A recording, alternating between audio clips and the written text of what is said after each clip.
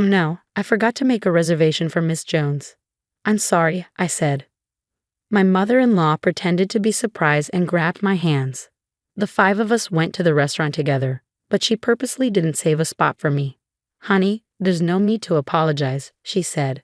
We originally made this reservation for our son and grandson. We don't need to include strangers. My father-in-law agreed with her, laughing loudly. Hey, Emery, make sure you pay the bill. How nice it is to treat your family to a meal. After my husband, Jose, spoke, my in-laws laughed even louder. Their crude laughter didn't match the quiet atmosphere of the fancy restaurant. My son, Liam, looked at me uncomfortably. I wanted to flip the table they were sitting at, but I had no energy to fight them anymore. I didn't want my precious son to witness that. I sighed and turned around. Fine, I'll watch over Liam, so don't worry. Bye, Emery Jones. Even after marrying her son, my mother-in-law always called me by my maiden name Jones. Today, she said it again with a smug smile on her face. She always harassed me like this, but I just walked away. As I held back tears and went to pay at the front counter, a waiter suddenly grabbed my hand. Miss Jones, no way. I never imagined this could happen. To think I'd meet him again, all because a waiter noticed what my mother-in-law said as she harassed me. From that moment on, my life completely changed. When did my marriage start falling apart? I used to live happily with my husband Vose and our son Liam in a 3-bedroom apartment. But that's just a memory now. I first met Jose in college. He looked like a model and had a way with words, so many girls chased after him. The fact that he chose me made me think he really liked me, right? But Jose always put himself first. He hid it well, but as we grew closer, I quickly found out. I'm indecisive and feel most comfortable following others. I was surprised when Jose confessed his feelings to me, but thinking about it now, maybe he was drawn to my weak personality. When we started dating, I began to notice things about Jose's personality that bothered me. But since such a great guy chose me, I told myself not to be too picky. After we graduated from university, my doubts grew stronger. Thanks to his father's connections, Jose got hired by a big company and was given special treatment. Being an only son, his parents spoiled him a lot. My father-in-law even had a friend who managed an apartment building and gave us a huge discount on rent. I started to feel like my in-laws were upset that Jose had chosen me. They had always arranged everything for him, so maybe they felt I wasn't good enough for their son. I'll never forget the contempt in their eyes when we first met. Don't you think your parents really hate me? I asked Jose. Really? You don't need to worry about them, he said. You're not marrying them, you're marrying me. At the time, Jose seemed so reassuring, so I made the mistake of believing him and thinking everything would be okay. Jose and I got married, but his parents still didn't accept me as part of their family. Even now, they still call me by my maiden name. After we got married, I gave birth to our son, Liam. Without Liam, I would have given up a long time ago. For the first year after Liam was born, my in-laws' attitude changed a bit. They were thrilled to have their first grandchild, and my mother-in-law even thanked me for giving birth to Liam. Those were the first and last words of gratitude I ever heard from her. But when Liam turned 2, things went back to how they were before, if not worse. When my in-laws visited, they only paid attention to Jose and Liam. Meanwhile, Jose was cheating on me while I was busy taking care of Liam. No matter how many times I thought about leaving, I decided to stay with Jose until Liam was grown up. I told myself that even a father like Jose was better than Liam not having a father at all. But then one day, something unexpected happened. It was the weekend and my in-laws came over, as usual, to play with Liam. As they were leaving that evening, they said something surprising. All right, let's have a birthday party for Jose next week. I made a reservation at King, my father-in-law announced proudly. King? That's the restaurant managed by our CEO's son, right? I've heard it's really hard to get a reservation there, Jose replied. I made a special request to the CEO just for you, my father-in-law said, clearly pleased with himself. I expected that, like last year, they'd want to go somewhere without me, but then my mother-in-law turned to me and said, So, you should keep your schedule open too. Huh? I was still in shock as my in-laws left. I didn't understand what was going on, but I started to feel a glimmer of hope. Maybe this was the first step toward fixing our relationship. On the day of Jose's birthday, we all gathered at the restaurant. I had imagined a large grand place since it was supposed to be high-end, but it was actually quite small and intimate, the kind of place where only a few select customers could dine at the same time. As we entered, my father-in-law seemed very proud. I noticed a large engraved stone sign that read King. Seeing that name brought back old memories, and I started to feel nostalgic. I remembered there was a guy named King in high school, and without realizing it, I began to smile. We were then shown to a table in a private room. However, the table in the private room had only 4 chairs. The waiter looked nervous and said, "I'm sorry, I'll get one more chair for you." "Oh, don't worry, 4 chairs are enough," my father-in-law said. The waiter seemed confused, but I immediately understood what my father-in-law was implying. My mother-in-law added, "Oh no, I forgot to make a reservation for Mrs. Jones. I'm sorry." She pretended to be surprised and grabbed my hands. The 5 of us went to the restaurant together, but she intentionally didn't save a spot for me. "Honey, there's no need to apologize," my mother-in-law said.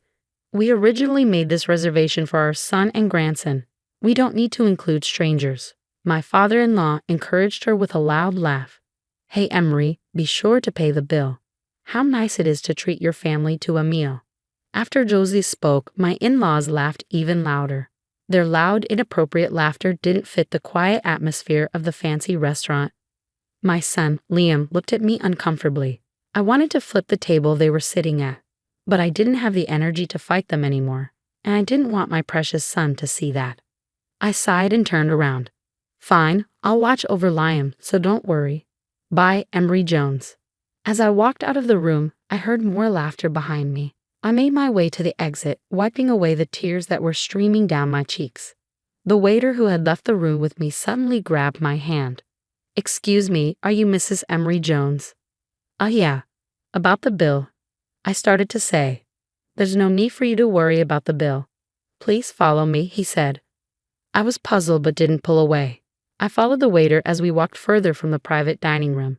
I could still hear my father-in-law's loud voice behind us, saying things like, "She'll be so expensive she won't be able to pay. She'll probably start crying. If she can't pay, she should wash dishes." As we approached a staff room, I felt a bit relieved when the noise from my in-laws faded away. But I was still curious about why the waiter was leading me here. He opened the door, and I grew more worried. Inside, a tall man with a serious face stood in front of me. He looked familiar, but I couldn't quite place him. I stared at him, and he raised an eyebrow. That gesture made me realize. "Are you King?" "Yeah, it's been a while, Emery." King smiled. Then his expression turned serious. "Emery, can you leave them to me?" "Them? Do you mean my husband and in-laws?" "Yes, let's go see them now."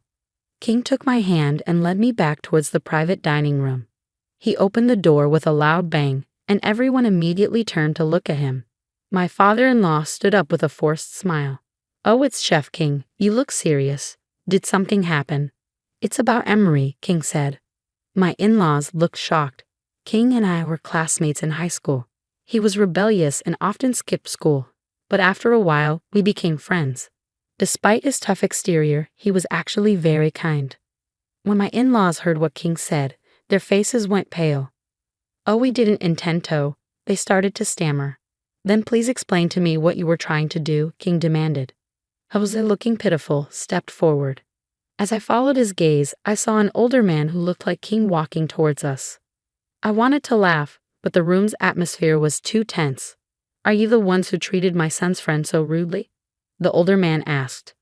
"But boss, what happened?" "Won't you explain?" my father-in-law stammered. He's wrong. There's been a misunderstanding," he continued. "Hey, Emery, say something," my mother-in-law urged. I didn't need to say anything. King cut in. "I don't mean rude employees like you. Don't come to our office anymore." "No way." "Wait, please give us a chance. We're incredibly sorry. Please forgive us," they begged desperately. My mother-in-law started crying, and the 2 of them continued to apologize.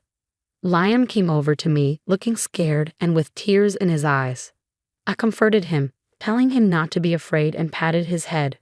After a while, he calmed down and managed to smile again. "If you're really sincere, you should prove it with your actions," King said. "Clean the restaurant after we close tonight. People with dirty hearts like yours should learn how to clean." King and his father then took Liam and me to a separate room and served us an amazing meal. The food was incredibly delicious, and even though King acted very humbly, they had prepared a special kids' meal for Liam. "Liam, your mom is a great person," King said. "Yeah, I know," Liam replied. "Yeah, you probably do," King smiled. "Do you want me to tell you a story?" King began sharing a story from the past, recounting how he had hated studying when we were in high school. King's parents were high achievers, but he struggled with studying and felt like he didn't fit in with his family. He missed so many days of school that he was close to being expelled. One day, King and I were paired up for a cooking assignment in home economics class. "Try this," I said, handing him a sample. "Wow, it's delicious," he replied. "You're so good at seasoning food." "I just did it randomly," I said. "No way. I saw how many times you tasted it. There's no way it was random," King said. I didn't think much of my words, but it was the first time King had ever received a compliment. Thanks to that compliment, King started studying cooking. Of course, he didn't become a pro right away and made many mistakes. "I'm really useless," he said once. "You're not useless," I reassured him. "You just need to be creative with your cooking." "Huh?" he responded. "No matter how good your ingredients are, if they're not cooked well, they won't taste good. Measure portions properly, try different combinations, or let things sit overnight once in a while." Creative. Yes, exactly. Just like in cooking, even if you have talent, not everything you do will be perfect, so you need to be creative. That advice helped King realize he needed to aim to be a pro. He eventually became a world-renowned chef. His relationship with his parents improved after that. After hearing the whole story, I was amazed. Did I really say something like that? "Yes," King said. "You probably don't remember, but your words had a huge impact on me." "Mom, you're amazing," Liam said.